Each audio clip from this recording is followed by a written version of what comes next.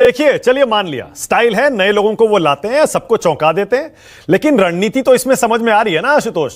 छत्तीसगढ़ में ट्राइबल, मध्य प्रदेश में ओबीसी और यहां राजस्थान में ब्राह्मण। और मध्य प्रदेश के जो ओबीसी हैं, क्या आपको लगता है कि आज उत्तर प्रदेश में सुनील साजन की पार्टी के नेता अखिलेश यादव की नींद उड़ी होगी? वहां आरजेडी के तेजस्वी यादव की नींद उड़ी होगी?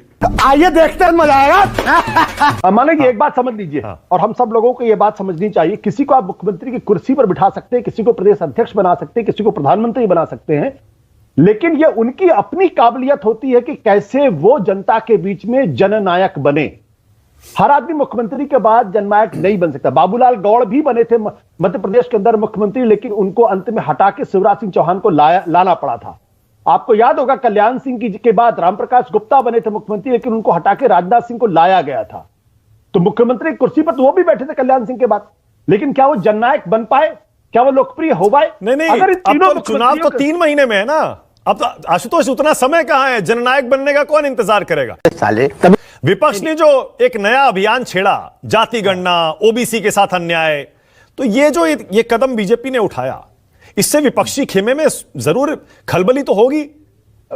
अगर किसी तरीके की खलबली नहीं होनी चाहिए, क्योंकि अगर आप देखें उत्तर प्रदेश के अंदर जो भारतीय जनता पार्टी ने पोलराइजेशन किया था, वो यादवों के खिलाफ किया था।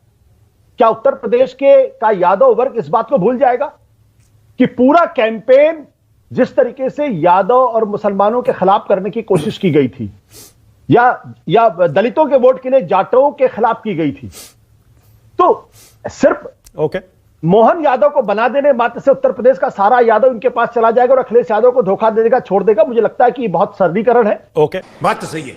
इससे किसी को चिंतित नहीं होना चाहिए। हर पार्टी का अपना एक सामाजिक आधार होता है, और कांग्रेस पार्टी तीनों राज्यों के अंदर 40% के आसपास वोट लेकर, इसका मतलब उसका जनाधार घटा नहीं है किसी भी तरीके से, अगर हम आकलन करते हैं। यही नहीं, अभी और सुनिए आशुतोष, आपको लगता है शिवराज जी बोले कि मांगूंगा नहीं मर जाऊंगा, और वो बहनें रो रही थी उनके साथ, और हो सकता है कि बहुत सारी लाडली बहनों को लग भी रहा हो कि हमने वोट तो शिवराज जी को दिया था, उनकी स्कीम पर दिया था। शिवराज जी और वसुंधरा आराम से लगता है आपको मान जाएंगे? तो उससे मेरा क्या फायदा? हालांकि राजनीति में जो समझदार राजनेता होता है वो वक्त का इंतजार करता है, वो फौरन कोई फैसले नहीं करता है। हाँ। लेकिन आज शिवराज सिंह चौहान ने पहले उन महिलाओं के साथ मुलाकात किया और महिलाओं का फूट फूट कर रोना और कहना कि हमने आपको चुना। हाँ। और उसके बाद प्रेस कॉन्फ्रेंस करना और उसमें उस सेंटेंस का कहना, मैं मर जाऊंगा लेकिन दिल्ली नहीं जाऊंगा। इसके अपने राजनीतिक मायने हैं जो निकलने चाहिए। देखिए, भारतीय जनता पार्टी ये बार बार कहती है कि अनुशासित पार्टी है, लेकिन शायद मैं कुछ नाम खाली ले रहा हूं, उसके आधार पे आप समझ जाएंगे कि अनुशासन हर पार्टी में नहीं होता है। अभी मजा आएगा ना भिड़ो। बीजेपी में थोड़ा ज्यादा है। कल्याण सिंह ने प्रेस कॉन्फ्रेंस करके अटल बिहारी वाजपेयी के बारे में क्या कहा था? मुखौटा नोच दूंगा, 4 गज नीचे जमीन बीजेपी को खोद के गाड़ दूंगा। यह कल्याण सिंह का स्टेटमेंट है। उन्होंने अपनी नई पार्टी बनाई थी। उसके बाद उमा भारती ने क्या कहा था, और उमा भारती ने उसके बाद पार्टी छोड़ी तो अपनी नई पार्टी बनाई थी।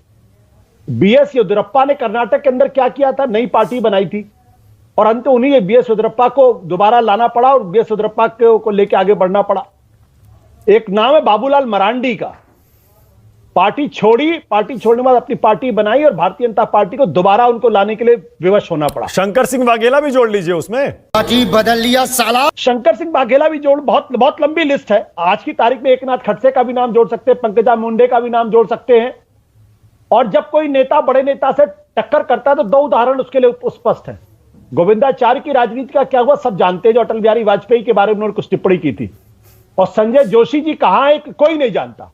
उन्होंने नरेंद्र मोदी से लड़ने की हिम्मत की थी। पर यही तो बहस है ना आशुतोष, कि ये सारे वाजपेयी के जमाने की बगावतें हैं। मोदी जी के जमाने में के शर्मा यही तो कह रहे हैं कि अब डिसिप्लिन है, अब नहीं होता वो सब जो पहले होता था।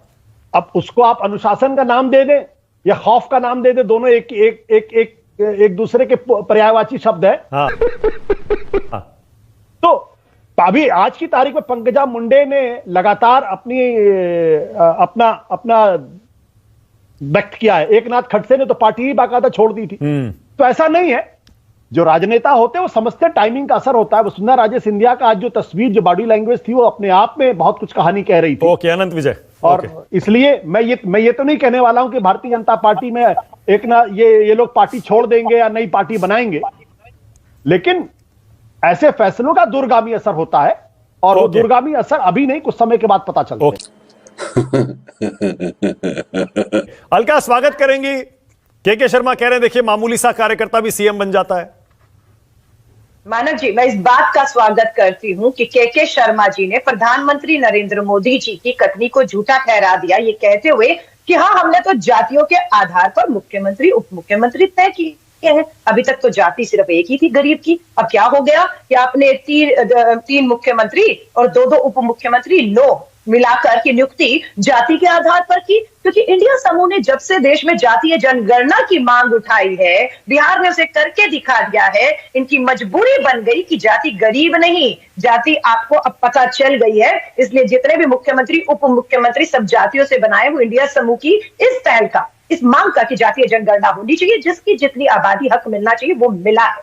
अब आ जाइए तीन पूर्व उप मुख्यमंत्री वसुंधरा राजे जी, शिवराज सिंह जी और रमन सिंह जी को 3 विकेट ले लिए मोदी और शाह की दिल्ली में बैठी जोड़ी। इसकी ताकत कहे या उसकी तानाशाही कहे?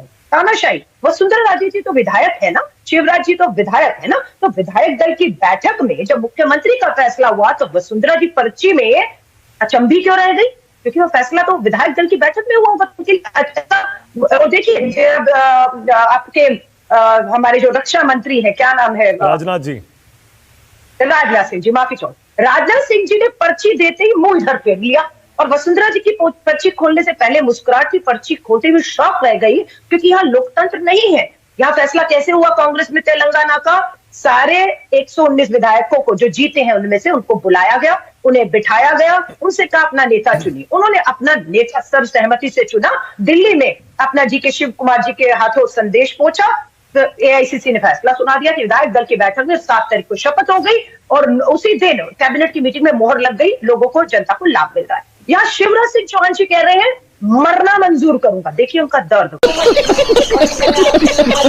बहनें रो रही हैं, मरने की बात हो रही है, दिल्ली नहीं जाएंगे। यानी कि शिवराज सिंह जी चौहान जी को भी विधायक है, विधायक दल की बैठक कब हुई, कब फैसला हुआ, उनके भी पैरों के नीचे से जमीन खिसक जाती है। क्योंकि मोदी शाह की जोड़ी ने अपनी ताकत दिखा दी कि उत्तराखंड का मुख्यमंत्री हारेगा लेकिन शपथ मुख्यमंत्री की वोट ही लेगा। तो ये तानाशाही से हमारे यहाँ कांग्रेस पे के शर्मा जी ने उंगली उठाई, यहाँ पर परिवार के लोग नहीं मुख्यमंत्री बनते, जमीन। अरे सुखविंदर सुक्खू हिमाचल के क्या करते थे? उनके पिताजी कौन से राजनीतिक नेता थे? जमीन से उठकर सुखविंदर सुक्खू युवा कांग्रेस की राजनीति से लाठियां खाकर वहां तक पहुंचे। अशोक गहलोत जी का इतिहास देखिए, छात्र राजनीति से वहां तक का सफर उन्होंने तय किया। भूपेश बघेल जी ने छात्र राजनीति से संघर्ष करके वहां तक के पद किए, कोई परिवार से नहीं आया था। तो इसलिए झूठ बोलना बंद कर दीजिए। लोकतंत्र में हिम्मत हो तो बहाल करिए। 9 दिन आपको लग गए 9 नाम तय करने में।